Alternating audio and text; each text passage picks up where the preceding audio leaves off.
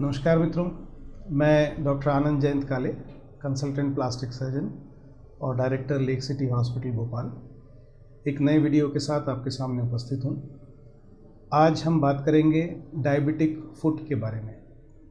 Diabetic foot मतलब जिन मरीज़ों को डायग्नोज्ड डायबिटीज़ मेलाइटस बीमारी है, उनको शरीर में बहुत प्रकार के कॉम्प्लिकेशंस हो जाते हैं।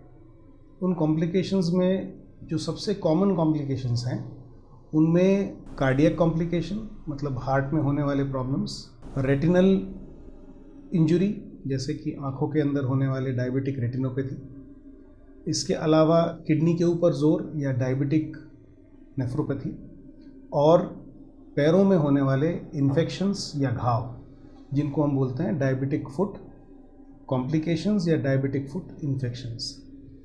ये बहुत कॉमन प्रॉब्लम है। इसका एक अंदाज़ देने के लिए मैं आपको बताना चाहूँगा कि अंदाज़न हमारे देश में 7 करोड़ मरीज डायबिटीज़ से ग्रस्त हैं। ये संख्या उनकी है जो डायग्नोसिस हो चुका है। मुझे लगता है लगभग इतने ही और होंगे जिनका डायग्नोसिस ही नहीं बना है, क्योंकि डायबिटीज़ एक साइलेंट किलर है। इसमें किसी तरह के कोई सिम्टम्स नहीं आते, कोई लक्षण नहीं आते बीमारी के। किसी को अगर हार्ट अटैक भी आता है तो डायबिटीज़ का अगर वो मरीज़ होगा तो उसको छाती में दर्द नहीं होगा, बाएं हाथ में दर्द जाएगा नहीं, सिर्फ पसीना आ सकता है, सिर्फ एसिडिटी हो सकती है, और इस तरीके से भी डायबिटीज़ का हार्ट अटैक प्रेजेंट कर सकता है।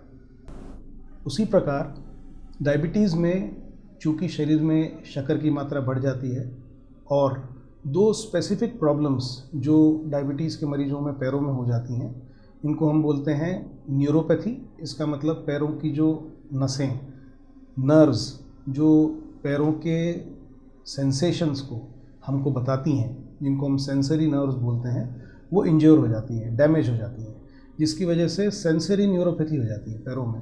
हमको पता ही नहीं चलता कि हमारे पैरों में कोई कांटा चुभ गया है या पैर जल गया है, और सीवियर न्यूरोपैथी के चलते पेशेंट के पैरों में घाव बन जाते हैं, इन्फेक्शंस हो जाते हैं, पैर जल जाते हैं, और उसके बाद तमाम कॉम्प्लिकेशंस उसमें होने की संभावनाएं होती है। डायबिटीज़ के मरीज़ में शुगर लेवल्स शरीर के बढ़ जाने की वजह से इन्फेक्शन का रिस्क बहुत ज़्यादा बढ़ जाता है। डायबिटीज़ में इम्यून सिस्टम भी हमारा कम काम करता है, उसकी वजह से जो भी इन्फेक्शंस होते हैं उससे लड़ने की कैपेसिटी भी शरीर में कम हो जाती है। तो ये बहुत ख़तरनाक समस्या है। 7 करोड़ मरीजों में से लगभग 7 लाख मरीजों को डायबिटिक फुट इन्फेक्शंस का अनुमान हम लोग लगाते हैं। अब उम्मीद करें कि 7 करोड़ मरीज हैं तो उनके 14 करोड़ पैर हैं, और जिस पैर में एक बार इन्फेक्शन हो चुका है, दूसरे पैर की देखभाल और ज़्यादा करने की ज़रूरत है, क्योंकि आदमी को 2 ही पैर दिए हैं। अब आप इस समस्या का अंदाज़ इस बात से लगा सकते हैं कि 14 करोड़ पैर हैं जिनकी हमको देखभाल करने की बहुत सख्त ज़रूरत है। डायबिटिक फुट इन्फेक्शंस का जो सबसे कॉमन कारण मैंने बताया था, सेंसरी न्यूरोपैथी और अनकंट्रोल्ड डायबिटीज़। इसके साथ एक और बड़ी समस्या जिससे डायबिटीज़ के मरीजों को रूबरू होना पड़ता है, वो है वेस्कुलोपैथी। मतलब खून की सप्लाई जो पैरों को जाती है, जो हार्ट से फ्रेश ब्लड निकल के पैरों को सप्लाई करता है, उसकी जो कैपेसिटी होती है उसमें भी कभी कभी कमी आ जाती है।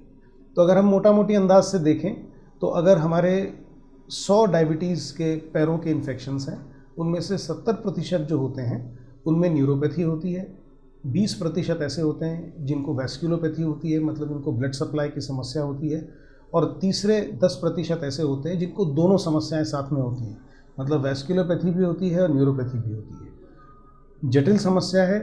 इसका निराकरण हमको कई बार ऐसा लगता है कि दवाई, गोली, इंजेक्शन, भर्ती, ऑपरेशन, पैरों के घाव की सफाई, ये सब ज़रूरी तो होता ही है, लेकिन हम यहाँ तक कि नौबत ही ना आने दें, इससे अच्छा तो कुछ हो नहीं सकता है। Prevention is always better than cure, ऐसा हमको शुरू से बताया जाता है, लेकिन हमारी ये टेंडेंसी होती है कि हम सारे कॉम्प्लिकेशंस अपने साथ होने देते हैं और फिर उसके बाद उसको ठीक करने की कोशिश में लग जाते हैं।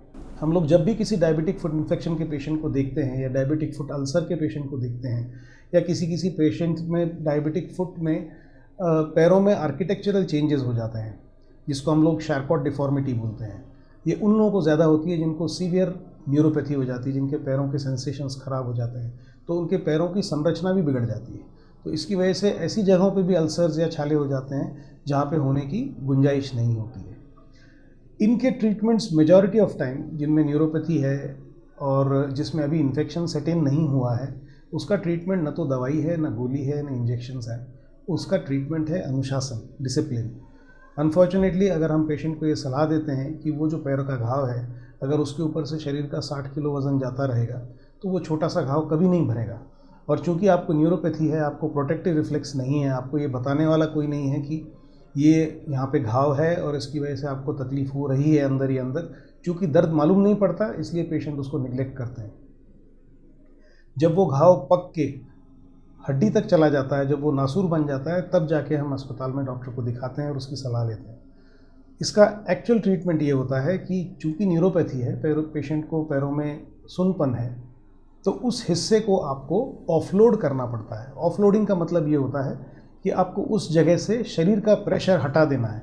सपोज़ हमारा वेट 60 किलो है, तो एक पैर पे से करीब 30 या 40 किलो वज़न एक समय में गुजरता है। अगर हम सोचें कि 40 किलो वज़न उस छोटे से छाले के ऊपर से गुजरेगा, तो क्या वो छाला कभी भर पाएगा? तो पेशेंट को ऑफलोडिंग की ज़रूरत होती है, रेस्ट की ज़रूरत होती है। ऑफलोडिंग करने के कई तरीके हैं, कुछ सिंपल तरीके हैं, कुछ थोड़े से जटिल हैं। जो सिंपल तरीका होता है वो ये होता है कि एक अलग किस्म की चप्पल बनाई जाती है जिसमें थोड़ा सा सोल मोटा होता है। जिस जगह छाला होता है उस जगह पे थोड़ा सा गड्ढा कर दिया जाता है ताकि वो हिस्सा हवा में रहे। कई बार इन छोटी छोटी चीज़ों से अगर फ़ायदा नहीं मिलता तो हम पेशेंट के पैर को प्लास्टर में रखते हैं और उस जगह पे जहाँ पे छाला है वहाँ पे एक छोटी सी खिड़की या विंडो बना देते हैं। इसको हम बोलते हैं विंडो विद कास्ट। ये जितनी सिंपल प्रक्रिया है उतनी ही ये बहुत कारगर है। लेकिन कई बार पेशेंट्स इन सॉल्यूशंस को ढूंढने की बजाय दवाइयाँ, गोलियाँ, इंजेक्शंस, अलग अलग किस्म की पैथीज़ में उलझ के रह जाते हैं। एक और सलाह हम लोग जो डायबिटिक फुट इन्फेक्शंस के पेशेंट्स को देते हैं वो ये है कि अपनी जो भी लक्षण हैं, जितने भी हैं, उनको हमको निगलेक्ट नहीं करना है। अगर पैरों में घाव बन रहा है, उसमें से मवाद निकल रहा है, आसपास की चमड़ी लाल है, दर्द तो होता नहीं है क्योंकि न्यूरोपैथी होती है। पेशेंट के पैरों के ऊपर के हिस्से भी अगर लाल हो रहे हैं, सूजन आ रही है, हरारत है, बुखार है, तो ये बताते हैं कि पेशेंट के पैरों में इन्फेक्शन है जो फैल रहा है। ऐसी स्थिति में अस्पताल में भर्ती होने की आवश्यकता पड़ सकती है। डायबिटीज़ को कंट्रोल करना पड़ता है।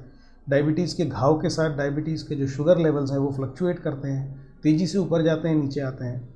तो शुगर को कंट्रोल करने के लिए शॉर्ट एक्टिंग ड्रग्स की ज़रूरत पड़ती है जो कम समय में काम करें, जल्दी काम करें और बहुत थोड़े समय के लिए काम करें ताकि शुगर ज़्यादा डिप ना हो, क्योंकि हाइपोग्लाइसीमिया भी उतना ही खतरनाक होता है जितना हाइपरग्लाइसीमिया होता है। तो इन चीज़ों का ध्यान रखते हुए डायबिटिक फुट इन्फेक्शंस को हम एक टीम के माध्यम से अच्छे से ट्रीट कर सकते हैं। हम लोग plastic surgeons diabetic foot infections का ट्रीटमेंट करते हैं। हमको डायबिटोलॉजिस्ट की बहुत ज़रूरत पड़ती है। वो लोग होते हैं जो इस ट्रीटमेंट की बैकबोन होते हैं। वही लोग हमको गाइड करते हैं कि शुगर कंट्रोल कैसे करना है और उसके साथ बाकी जितने भी पॉसिबल डायबिटीज़ के कॉम्प्लिकेशंस हैं उन सबको ध्यान में रखते हुए डायबिटिक फुट के इन्फेक्शंस को हमको ट्रीट करना पड़ता है। बहुत कम बार ऐसा होता है कि डायबिटिक फुट इन्फेक्शंस में ऑपरेशंस की आवश्यकता पड़ती है, बहुत कम होता है। अगर हम अनुशासन में रहें, पैरों की नियमित देखभाल करें, डायबिटीज़ के फुटवेयर पहनें, पैरों को रोज़ रेगुलरली नियम से धोएं, साफ़ सफाई करें, पैरों को सॉफ्ट रखने के लिए हम कोई मॉइस्चराइजिंग क्रीम, जैसे कि डायबिटीज़ के लिए कुछ अलग किस्म की मॉइस्चराइजिंग लोशंस आते हैं, उनको हम इस्तेमाल करें। क्रैक्ड फीट ना होने दें। अगर पैरों में क्रैक्स रहेंगे तो इन्फेक्शन का डर हमेशा बना रहेगा। नंगे पैर कहीं ना जाएं। रिलीजियस प्लेसेस पे जहाँ हम जाते हैं वहाँ पे चप्पल ना उतारें। अगर उतारने की ज़रूरत हो तो अंदर ना जाएं। सबसे ज़्यादा इन्फेक्शंस होने के चांसेस वहीं होते हैं क्योंकि वहाँ पे आपको काफ़ी लंबे समय तक नंगे पैर जाना होता है। तो ये रही बात डायबिटिक फुट इन्फेक्शंस और डायबिटीज़ से होने वाले पैर के घावों की। अगर आपको ये वीडियो अच्छा लगे तो इसको लाइक करिए, सब्सक्राइब करिए। अगर आपको ऐसा कुछ लगता है जिससे आप हमारे साथ जुड़ना चाहते हैं तो उसको कमेंट सेक्शन में डालिए। बहुत बहुत धन्यवाद।